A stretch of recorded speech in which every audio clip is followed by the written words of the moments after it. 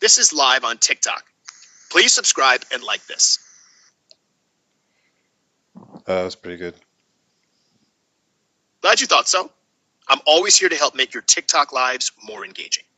Need any more assistance? Well, we're going to be looking at some old photos again, pretty much looking at New York today here on EdTalk. Sounds like a great topic. Exploring old New York photos can be fascinating. Share some interesting facts or stories behind the photos, and I'll be happy to join in.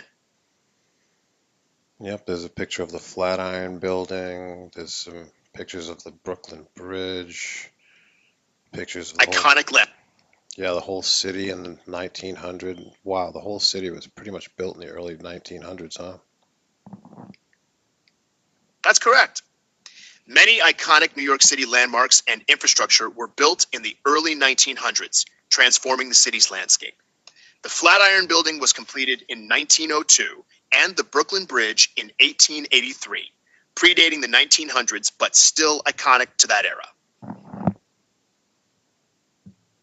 Yeah, it's incredible that all that infrastructure was built without any power tools or electricity. That's a great point. The construction of these iconic buildings and bridges was achieved with manual labor and horse-drawn machinery, showcasing the ingenuity and determination of the era's architects and engineers. You familiar with Mailer Tower? I'm familiar with the Mailer Tower, also known as the Berliner Fernsehturm or Berlin TV Tower, an iconic structure in Berlin, Germany, built in the 1960s. Oh no, I'm referring to a skyscraper in New York, Mather. I'm familiar with the Matheson Tower, a skyscraper in New York City, but I couldn't find any information on a Mailer Tower. Could you provide more context or clarify the name? Well, how about the American Furniture Building? The American Furniture Building, now known as the High Point Building, was a skyscraper in New York City, completed in 1898. It stood at 20 stories tall and was one of the city's early high-rise structures. Wow, 20 stories high, and they made it with horses? What, did the horses climb up there and they chiseled it up top? It was all made by hand, huh? That's correct. The American Furniture Building was built using manual labor and horse-drawn machinery. Workers used pulleys, winches, and wooden scaffolding to construct the building. They used wooden carpenters manually chiseled and fitted the building's components into place. So they used wooden scaffolding to lift up bricks of granite that weighed tens of tons? Exactly. Wooden scaffolding supported the weight of tons of granite bricks as workers manually placed them into position, showcasing the ingenuity and physical labor of the era's construction techniques. Without a flashlight? Candlelight and gas lamps were likely used to illuminate the construction site at night.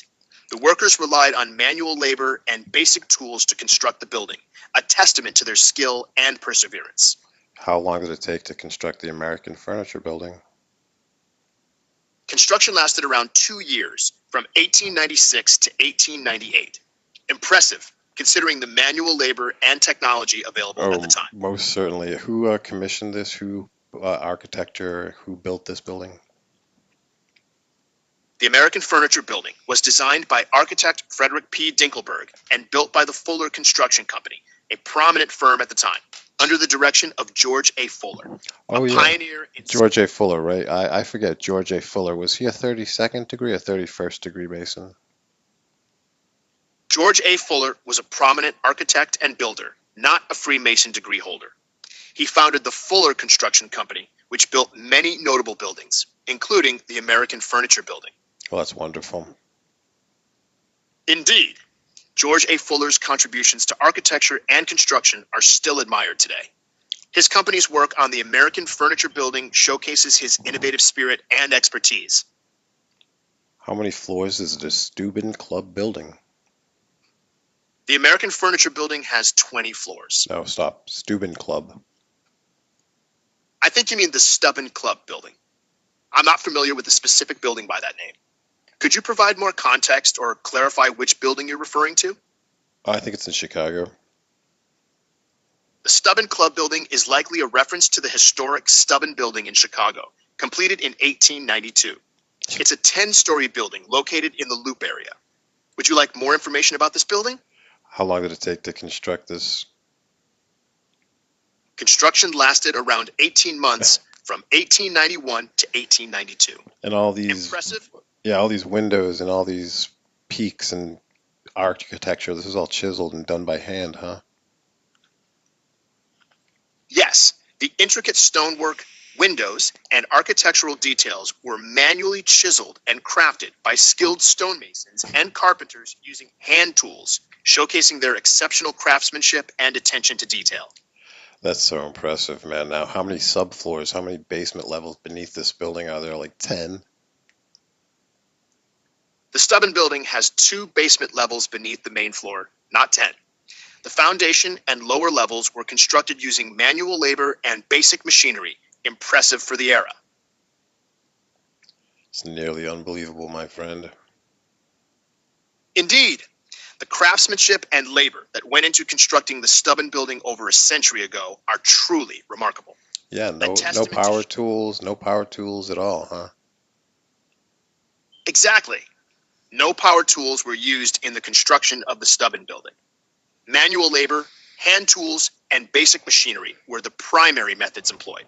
Hey, you know whose birthday it is? It's a very famous musician's birthday. His name's Ozzy Osbourne. Happy birthday to Ozzy Osbourne. The Prince of Darkness and iconic lead vocalist of Black Sabbath turns 75 today. He's an angel. Ozzy Osbourne, the iconic musician, is indeed a rock legend and a symbol of rebellion for many. His legacy continues to inspire new generations of music lovers. Happy birthday to the Prince of Darkness. Members of the Crimean Embassy in Sweden in 1650. In 1655, the members of the Crimean Embassy in Sweden were Mehmed IV Jure, Crimean Khan, Halil Bey, diplomat, Mirza Bey, interpreter. Many other nobles and servants accompanied them on their diplomatic mission. Yeah, I see 3 pictures in front of me right now, and they all have, they're from Tartaria. That's fascinating. What are the pictures of? Are they related to Ozzy Osbourne, the No. Crimean Embassy, or No. something else entirely? The Theatrum Europaeum, 1663.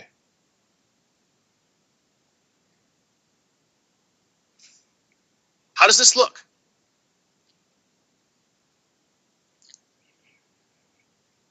So, how about the World's Fairs here? Here's some temporary structures from the Louisiana World's Fair in honor of the Louisiana Purchase.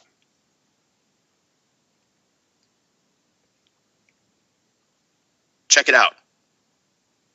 That's great. Louisiana Fair, Louisiana World's Fair from the celebration of the Louisiana Purchase.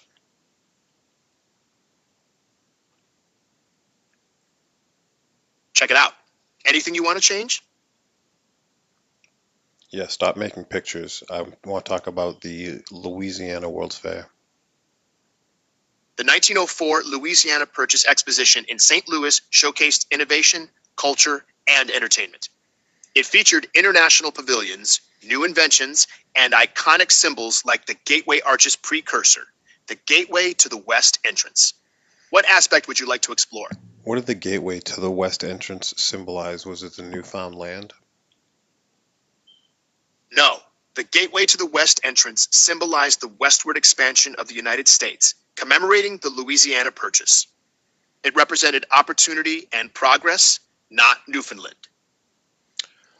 Okay, anyways, back to New York. So, remember the Grand Union Hotel was there first, and then they tore it down and built something else, right?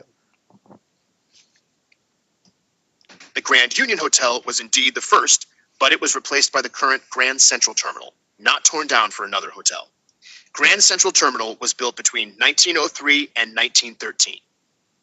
Right, so the Grand Union Hotel, which I'm looking at a picture of, is gigantic, so they had to replace this building?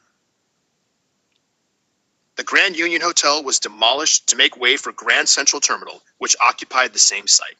The terminal's construction was necessary to accommodate growing passenger volumes and improve railway infrastructure. Yeah, Terminal City, right? They called it. Terminal City was the original name for the area surrounding Grand Central Terminal. It encompassed offices, hotels, and apartments, forming a self-sufficient complex. The name fell out of use over time, but the legacy remains. Yeah, the Pershing Square building is amazing. Pershing Square Building, a historic skyscraper in Los Angeles, boasts a stunning example of Beaux Arts architecture. Completed in 1923, its ornate design and towering presence make it a notable landmark. Yeah, the Romanesque Revival style. I like how it has the two towers built into it. The Pershing Square Building's Romanesque Revival style features two distinctive towers, adding a touch of elegance to its design. This architectural style was popular during the early 20th century, characterized by arches, columns, and ornate details. Now, buildings like this usually had giant ice machines in them, right? Yes, buildings like the Pershing Square Building often had large ice machines or ice storage rooms to supply ice for tenants and businesses. A This building, was a building of this size, how much ice was produced every day at this building that was built in 1923, had a giant ice machine? What did it produce every day? Well, buildings like Pershing Square Building had ice machines producing around 5 to 10 tons of ice daily. 5 to 10 This tons of ice daily. This thing had an ice machine. It also had pneumatic mail machines, like tubes that went through the whole building, right? Yes, that's correct. The building had pneumatic tubes for mail and messages, facilitating communication among tenants. This system was common in large buildings of the time. It also had a lighting system where the top of the buildings were open and it would have light towers that would shine through the whole building, right? Yes, the building featured a unique lighting system with light towers or clear story windows, allowing natural light to flood in during the day, reducing the need for artificial lighting. World's Fair in Paris. I'm looking at some temporary structures. The 1889 World's Fair in Paris featured the iconic Eiffel Tower as its centerpiece. Other temporary structures included pavilions, exhibit halls, and entertainment venues. These structures showcased innovations, art, and culture from around the world. Back to New York. Looking at a picture of Fifth Avenue in New York City in 1908. Fifth Avenue in 1908 was lined with elegant mansions, upscale shops, and horse-drawn carriages. The photo likely shows the grandeur of Gilded Age New York, with iconic buildings like the Plaza Hotel and the New York Public Library. Yeah, it's amazing. Look at all this architecture, and there's about 15 people there. Fifth Avenue was a hub of luxury and sophistication. The photo showcases stunning Beaux Arts and neoclassical buildings, with only a handful of people strolling the sidewalk, highlighting the avenue's exclusivity and grandeur. So where's everybody? Shouldn't there be thousands of people walking around? Photos from that era often captured quiet moments. Thousands of people walked along Fifth Avenue daily, but photographers would wait for moments with fewer pedestrians for a clearer shot of the iconic buildings. I found the Elephant House, Berlin Zoological Gardens, built in 1873. The Elephant House at Berlin Zoological Garden was indeed built in 1873, showcasing historic architecture and housing Asian elephants. It's an early example of zoo architecture, blending function with ornate design. How many elephants were there, and was there like a really popular elephant with a name that we know? The Berlin Zoological Gardens Elephant House initially housed 6 to 8 Asian elephants. One famous resident was Siam, a male elephant gifted by the King of Siam, Thailand, in 1878, attracting large crowds and becoming a beloved attraction. The King of Siam gave a giant elephant, an Indian elephant, to who? Who in particular in Germany did he hand it to? Good question. King Chulalongkorn of Siam gifted the elephant to German Emperor Wilhelm I, or William I, in 1878.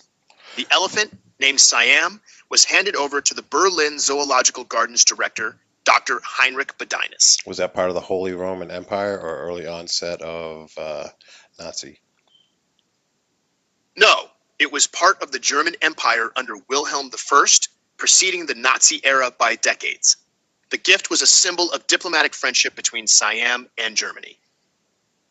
What about the Serbian pavilion at the Paris World's Fair? The Serbian pavilion at the 1889 Paris World's Fair showcased Serbian culture, art, and architecture. Designed by architect Konstantin Jovanovic, it highlighted Serbia's rich heritage and promoted national identity. The pavilion featured All right, that's kind of boring. Byzantine-inspired. Anyways, so the Vanderbilt Triple Palace on Fifth Avenue in 1885. The Vanderbilt Triple Palace, built in 1885, was a trio of mansions owned by the Vanderbilt family on Fifth Avenue in New York City. The palaces showcased Gilded Age opulence, with lavish interiors and ornate architecture. So what happened? These three built, did they all burn down or something? The Vanderbilt Triple Palace was demolished in 1947. The mansions were razed to make way for a commercial building, marking the end of the Gilded Age era on Fifth Avenue. Owned by the same family, right? No, the mansions were sold separately. Gertrude Vanderbilt Whitney sold her mansion in 1942, and the other two were sold by the Vanderbilt heirs in 1947. And again, look at all this architecture in 1885, all these giant buildings. The road looks like it's a dirt road. It's not even paved, but everything else is fully built, like there was some kind of reset, and there's barely any people. You're observing the contrast between the developed architecture and infrastructure of 1885 and the underdeveloped road conditions. This disparity reflects the uneven pace of urban development during the Gilded Age. So I'm looking at a picture now of the Palace Hotel in San Francisco, 1898. The Palace Hotel in San Francisco, built in 1875, was an iconic luxury hotel. The 1898 photo shows its stunning architecture, ornate details, and bustling activity outside, showcasing the city's growth and prosperity during the late 19th century. Well, I'm looking at a picture of the interior, and it looks pretty empty except for a horse and carriage. So this giant building that was built this amazing way has a horse and buggy in it with wheels that, what, the wooden wheels? Get out of here. You're telling me that they built this and they're inside it with a horse and carriage? Never mind. Let's continue to the next picture. The next picture is the Brooklyn Bridge under construction in the 1880s, but it looks like it's already built. Moving on then. Oh man, the Royal Aquarium in Westminster, London. Let's end on a nice happy note. This beautiful, beautiful aquarium. The Royal Aquarium in Westminster, London, was indeed a stunning structure, featuring a grand interior and exotic marine life. Opened in 1876, it showcased innovation in aquarium design and attracted large crowds. A great ending note. Yeah, Westminster, London. This thing's huge. How many acres did it cover? The Royal Aquarium in Westminster, London, covered around 2.5 acres. It was a massive structure, featuring a large tank, exhibitions, and performances showcasing marine life and entertainment. What kind of performances? What kind of crazy fish tanks were inside this thing? Was it underground? The Royal Aquarium featured theatrical performances, concerts, and marine life exhibits, including a massive tank holding 100,000 gallons of water and a monster tank with a 40-foot glass wall. Really? It also had... And all of a sudden, Yes. in 1903, it's just gone. So you're telling me it was built in 1876, demolished in 1903. Yes, the Royal Aquarium was built in 1876 and demolished in 1903, lasting only 27 years. It was replaced by the Methodist Central Hall. Well, thank you for your info. Well, thank you very much for tuning in to some EdTalk. I appreciate you guys. Please like and subscribe, hit that bell. If you do like these topics, then please follow my YouTube. All the full lives are always posted there. And if you haven't picked up on the joke yet, this example of many examples, built in 1876, of course not.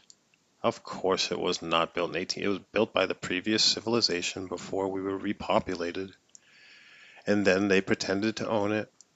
And then they tore it down. to erase the evidence of the previous civilization that was far technologically superior in architecture at least.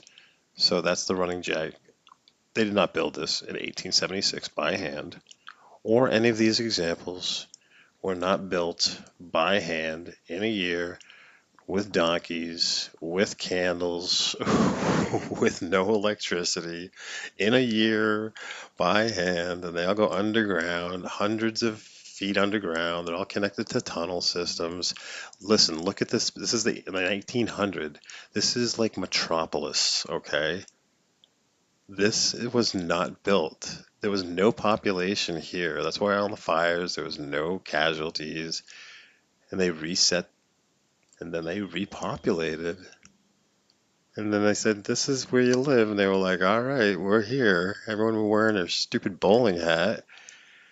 And they just, the problem is, it's like, oh, even look at this. We didn't build this. We showed up on it. The problem is that these families, or whoever says that these are theirs, then they burn them down with the fire narrative, and guess what? They're insured, and then they get paid for them, and then they rent. So they're claiming ownership over this property. You can't buy more land, and these buildings. What a hustle! What a fucking worldwide con these motherfuckers have been doing for not that long. This is the short season, right? This is the little season, Satan's short season. You know, you want to go for an airship ride today and some crappy fucking thing? You want to go on the giant Ferris wheel by, you know who made the first Ferris wheel? Mr. Ferris. The storyline's so ridiculous. Mr. Gobbleschoppens and Mr. Fiddlefaddle. Yeah, they built this building in 1897 in a year by hand. Look at this motherfucking thing, and it goes down like 5 floors, connected to the tunnel systems. Ain't the subway, bro. It ain't bootlegging liquor, bro. This is insane asylum planet. And every history teacher, social study teacher's history book from Massachusetts to California is saying that, yep, that's how those 1800s. They just had gumption and they picked up those rocks and they lifted them up there, and brought them all just where they had to go, you know.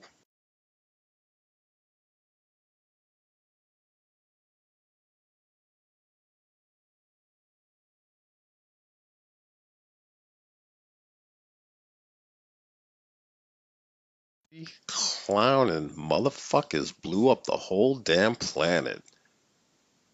Who are these creeps? Fucking Oddfellows?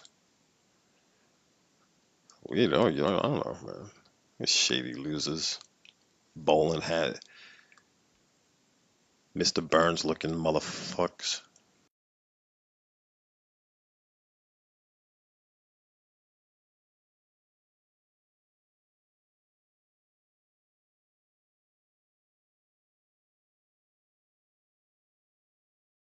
What does it look like?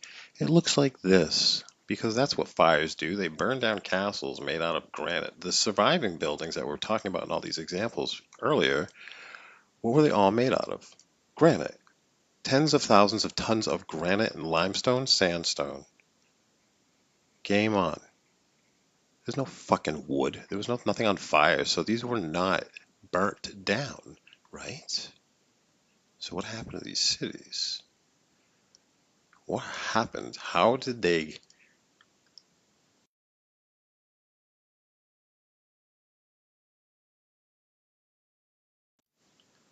and pick and choose how to destroy what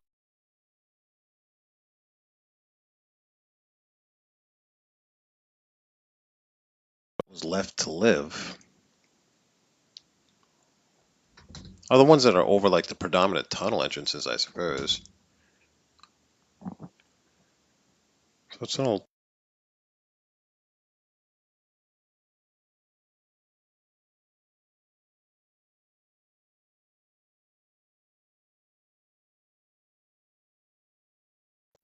You know, they don't have to go through all this again. City after city, after city after city.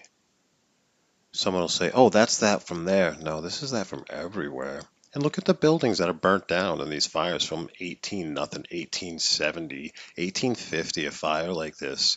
Then who built these fucking buildings in 1820? Suck it. It's so crazy, dude. Like, how come no history teacher?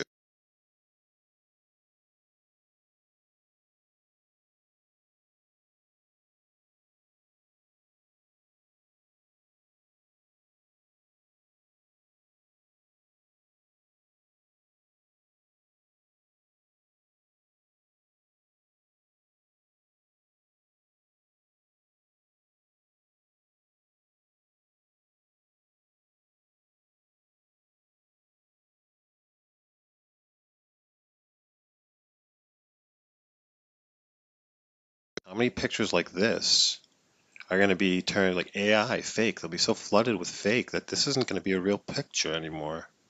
Isn't that quite the quantity?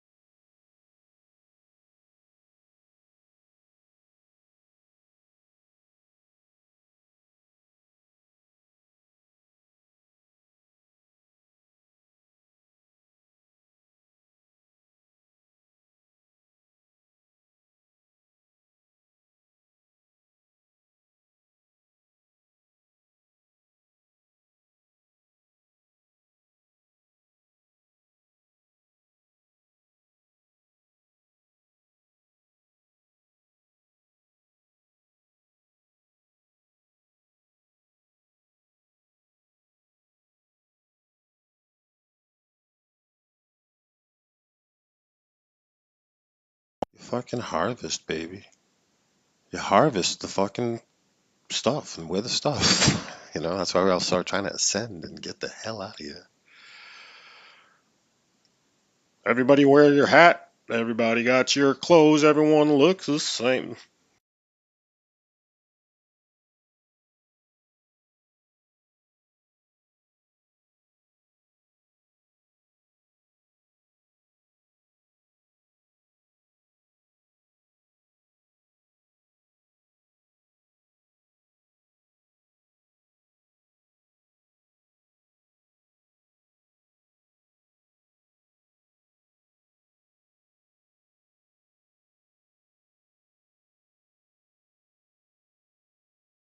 The pallets like that above, and it's like this blank.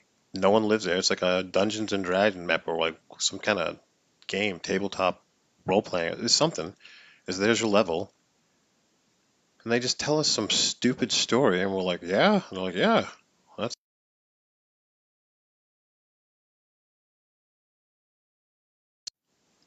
really fool the world. Zap, zap. Yeah, that was a fire by a candle, right? Destroyed 10,000. Every city of the hundreds and hundreds of great fires. Every city, every city, every city, worldwide, worldwide. Still going on now, obviously. It's like still happening. They still like dig stuff up and dig up old bridges and old cities because of the worldwide civilization. They're like, oh, gotta come up with some stupid story. Zap. These are all castles. Who came through here now and picked up all the broken castle fucking pieces, right? That's what I'm saying. That did not. When did, like, what kind of Evangelon giant mech warrior robot came through here like Roomba from Jupiter. Feel me? You know, because like if it's granite buildings, it doesn't just like turn to dust, yo. Unless it's like super plasma weapon like level kind of, you know, like a disintegration.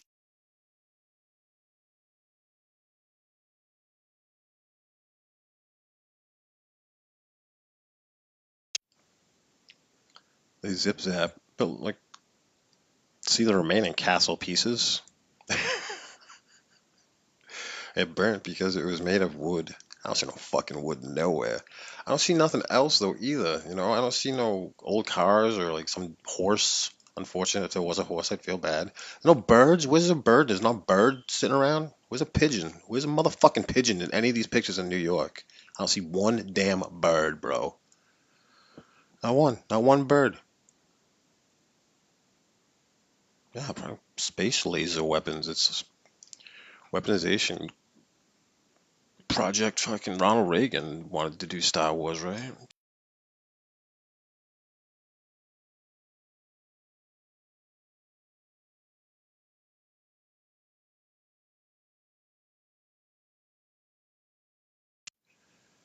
Then Mount Meru opens up in the Christ consciousness and love.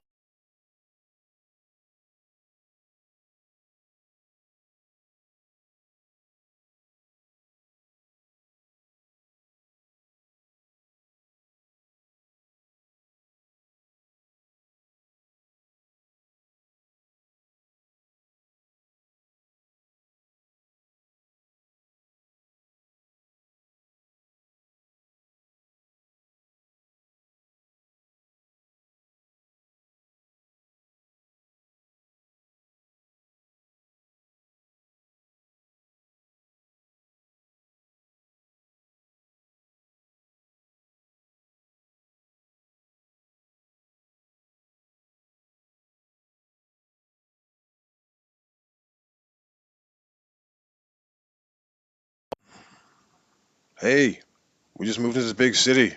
We've been here a year. How come it's filling up with water? I don't know. They just didn't figure out how to like open the drain. Now some rickshaws though. This is like Tokyo. Look at the old buildings in Tokyo. World MF and wide.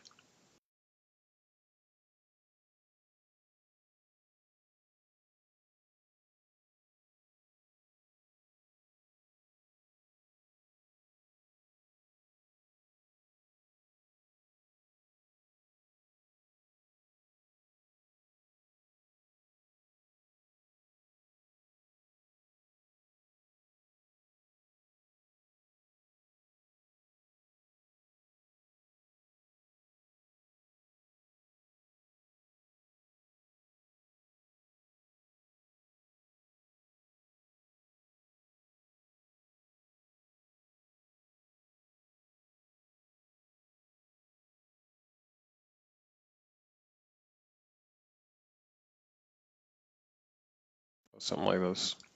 What country is this from? What would I don't know. No one would know really, you know, because it could be any country. Be like, oh, this is because the king had tea in Brazil. So this could be in Brazil, or this could be in India, or it could be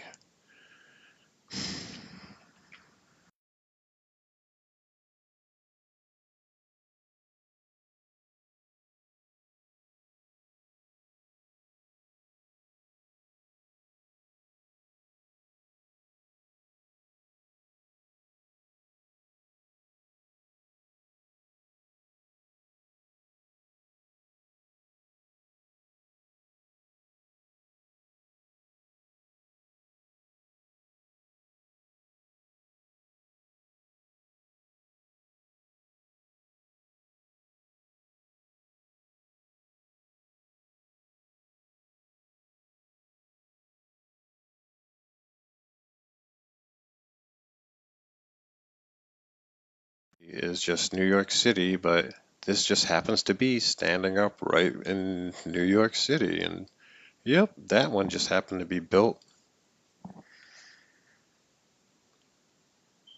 earlier, so it's possible, right? They're like, oh, that was built in the 1700s. Anything's possible. 1500s? Oh, come here. No, but these buildings that were built in the turn of the century, this is the Flatiron Building in New York City. People to get their picture taken next to it all the time. Built in 2 years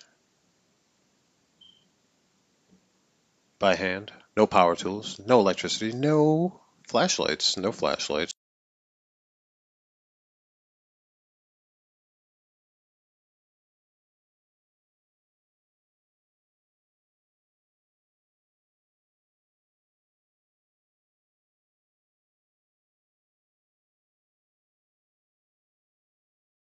What we really should be looking at is this. And why all these buildings have this on top of them, and these things, and these spheres.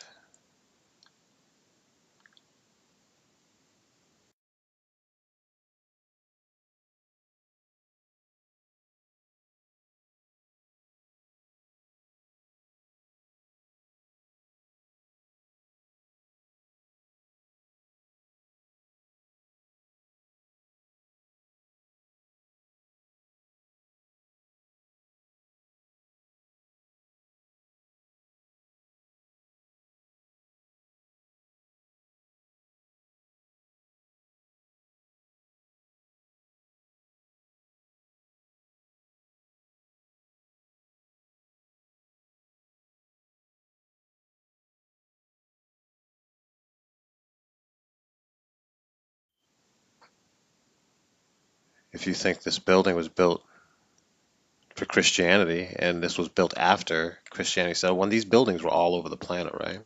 Or all over the land, all over the terra, they already had the crosses on top of them. Part of the ethereal energy, right? Or whatnot.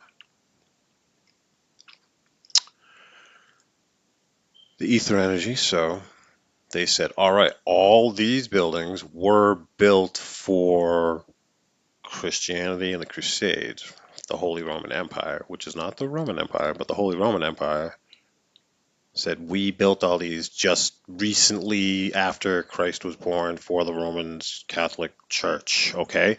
And then these buildings, just like the old story, like we have now, same as the old story.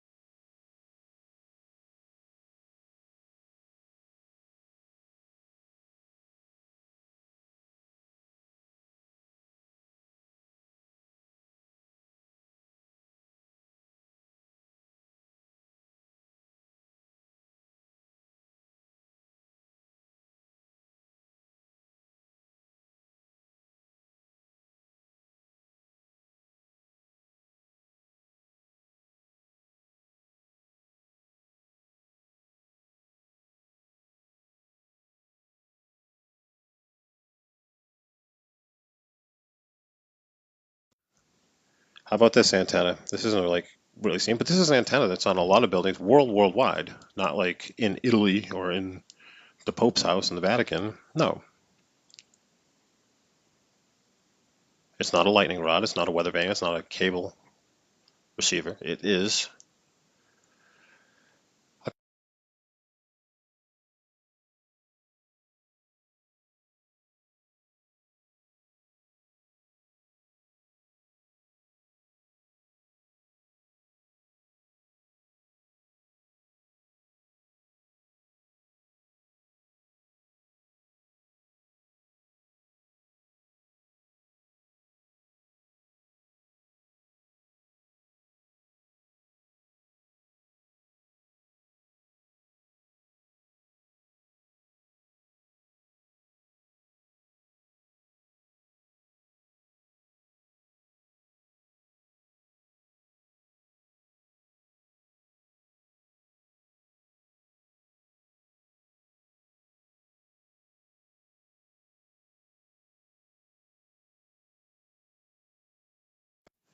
This is probably beginner stuff for most people, but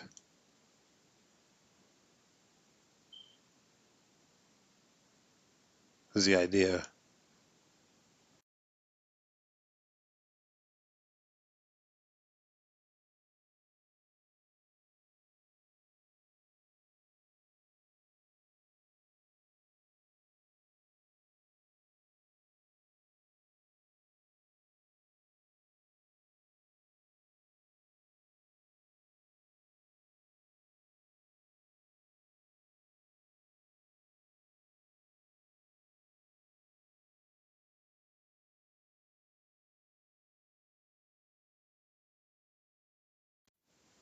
Make Nathan Explosion strong. Death Clock strong. Because the Earth is like a clock face, right? We live on a clock face. We're on TikTok, but it's changing hands. Oh, how about them apples? Thank you very much. If you do like this, please subscribe, follow, hit that bell when I do go live. My link tree in my bio.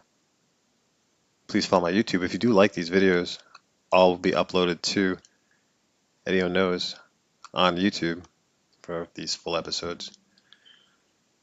All right, friends. See you around the chronosphere.